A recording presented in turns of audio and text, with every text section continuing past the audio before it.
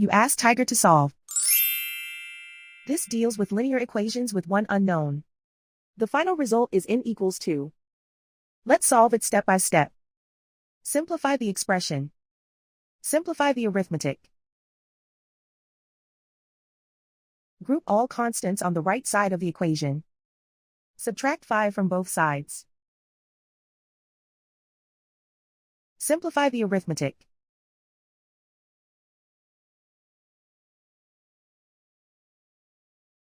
Isolate the n. Divide both sides by 9. Simplify the fraction. Find the greatest common factor of the numerator and denominator. Factor out and cancel the greatest common factor. And so the final result is n equals 2.